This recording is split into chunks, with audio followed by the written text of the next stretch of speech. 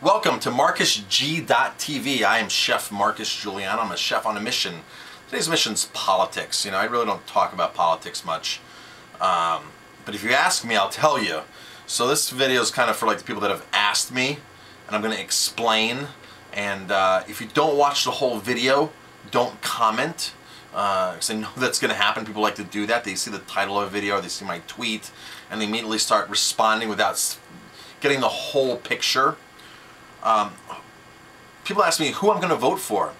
Am I Republican? Am I Democratic? Who am I voting for? And then I say, I'm probably not voting. And people go off. It's your right. This country was fought for. We earned our freedom. You have your right to vote. Voting is a scam. If voting worked, it would be illegal. Okay? Here are the problems I have with our current corporate political system. Corporate Republicans and corporate Democrats will not get my vote. I'm undecided if I'm going to vote for a third-party candidate. There are some great third-party candidates, like Rocky Anderson would be the first person I would probably vote for if I do decide to vote, which I'm probably not going to vote. Ron Paul, he's got a lot of good things to say, some bad things, but got a lot of good things to say. And people are going to think they're going to turn this video off right now because they're like, oh, I know which way he's going. Here are my problems with how these low-life scumbags known as politicians operate. They are the lowest form of human behavior.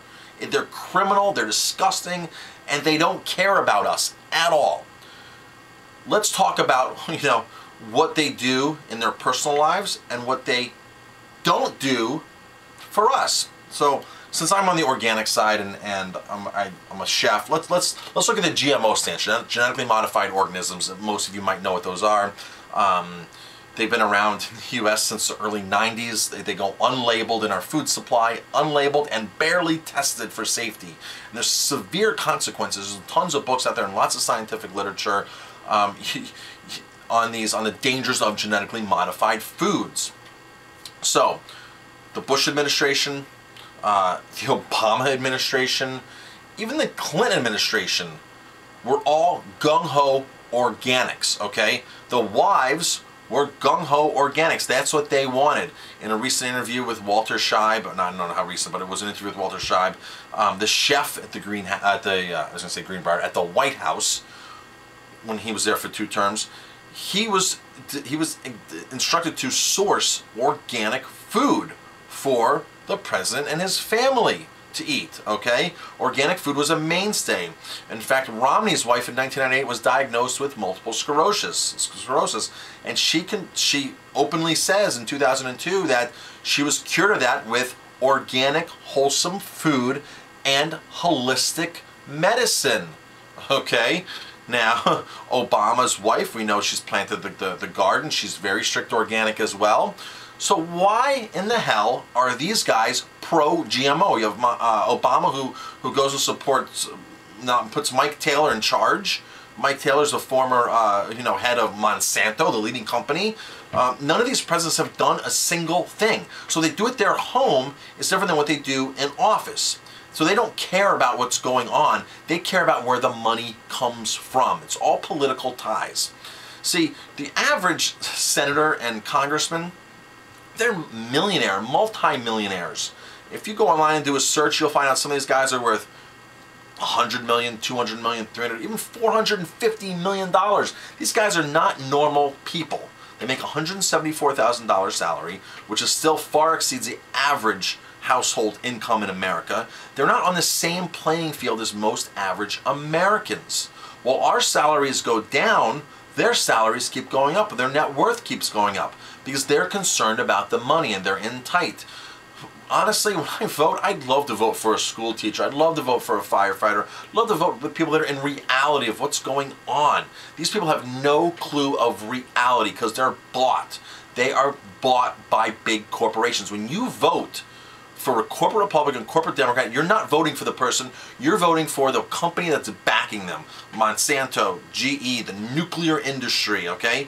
Obama's so-called green proposed energy is 33 new nuclear plants here in America. Nuclear energy is not clean, it's not safe, as we see in Fukushima, and it's not cheap. It's extremely expensive to get a plant going. Very expensive to get a plant going. If you want to do green, you do geothermal, you do other things that are much more solar, that are much more green-minded without the harmful effects to our Earth. And I would really love to vote with people that are actually in touch and not that are bought. You know, Jesse Ventura, he did a phenomenal job when he was governor. His first day, he banned all lobbyists. Lobbyists were not allowed at the state building, state capitol. No more lobbyists. That's it. I don't want to know what's going to buy. I don't want. First of all, in D.C., there's like 40,000 paid lobbyists in D.C. These companies have a specific agenda, and that's not even talking about ALEC, the American Legislative Exchange Council, which are the big companies that specifically write our legislation and then hand it off to our senators to sign it. It's written by big companies. It's not written for us. So first of all, these guys are multimillionaires. Their loyalty is not to us. Their loyalty is to the big companies that got them there, or the big companies that they're behind. Okay, and not even the ones that are elected. The ones who are appointed are in the same situation. They appoint their friends. It's a whole circle. Okay, so Romney, Obama, you know, Romney and Obama, if on the GMO stance, they're both decided on GMOs, that GMOs are the thing, and they're going to do whatever they can to get GMOs to keep in our food supply. Their loyalty is to Monsanto. Their loyalty is not to us. Even though at home, their loyalty is to organic food and healthy food. And look at Clinton. He's gone vegan and he's very organic. You know, so what they do at home is not what they do in business, and what they do in business affects us. And they know the difference. These bastards know the difference. They understand the difference. But they're bought by money. The nuclear industry can do no wrong because they're one of Obama's biggest supporters, financial campaign contributors. Wall Street, Romney or Obama, it doesn't matter who gets in. Wall Street's right up there with the big money contributions. They're going to protect Walmart far before anything else. Why do you think banks get bailed out? Wall Street gets bailed out. The car industry gets bailed out. These so-called low interest loans, payback stuff, that's a bunch of crap. If they were concerned, if these presidents, if Obama was concerned, he would have helped the people that were actually in foreclosure, the 5 million people that are in foreclosure, not helping out the banks, who are criminals to begin with, and that's how we got in this situation. Instead, you gave money to the banks. They're criminals. They're downright criminals. It's disgusting. The money never came to us. It was pathetic. So, GMOs, nuclear industry, Wall Street, that's why our gas is so high, because it's a speculative thing. You bet on gas. It raises the price. There should be no speculative trading on anything that we need to get by, essentials that we need in our life. Gas, food, things like that. This stuff is all speculative. It raises the price, where one person there pushing the buttons, pushing the paper, you know, is making the big money because they're speculating on this stuff, and the rest of us Americans have to suffer because gas is what it is when it doesn't need to be what it is. I can go on and on and on, but here's my biggest problem. Third-party candidates. We have great third-party candidates. They're banned from the debates. Banned. They're not allowed. After Ross Perot stole this show, Ross Perot, first of all, got 19% of the popular vote when he ran in 1992. 19%. The most successful third-party candidate ever. No money from big companies. None of that. His own money. Now, how many electoral votes do you think he got? 0. 19% of the popular votes. That's 2 out of every 10 Americans voted for Ross Perot almost. And he got 0 electoral votes. That's why voting's a scam. That's why voting was that's why voting worked. It would be illegal. So after he stole the show, the big companies didn't want him on, didn't want third-party candidates, because they'd go and embarrass these people. Can you imagine putting Rocky Anderson on the debate with these 2 idiots that were on the other night? They would have been so, if they didn't talk about the real things, you know, about ending the war, and 51% of our dollar goes to war. First of all, we're the largest army, the largest defense in the world. You can take everybody else's armies and combine them, and we're still larger. We're still larger. It is disgusting how much we put into our military. It's outrageously disgusting. They don't talk about the things like that really make a difference, and speculative trading and clean water and all this kind of stuff. And it doesn't matter, you know, Cuomo here in New York, he's going to go for fracking. That's where the money is. That's who's backing him. It doesn't matter the scammed reports they do. I'm going to get a person, you know, a committee to subcommittee to evaluate the safety of it. It's a scam. We want legitimate studies. We want legitimate scientists, legitimate unpaid studies to figure this stuff out. So no third-party candidate can even get on major networks, because the networks are all owned by the same companies anyway, and they all have advertising fees from the companies that are backing everybody. So it's this whole big web. It's a scam. It's a total downright scam. So people say, well, if you don't vote, you're doing, you know, you're missing your rights. You know, you're missing your rights as an American. If you vote, you're voting for a corrupt system, and you're getting manipulated into thinking that you're voting for somebody who cares about you when you're voting for companies that only care about themselves. These big, that's more of an atrocity. You're actually an accessory to these criminals who keep doing what they do, because that's how they get it done. And they rely upon votes from us. So now the question is, oh, hi honey, talking about voting. How it's a scam. Yeah. So you're voting for these people that are committing criminal acts, that are getting money from these companies that are committing criminal acts, these drug companies, Monsanto, all these GMO companies. It's disgusting. So you think your right to vote?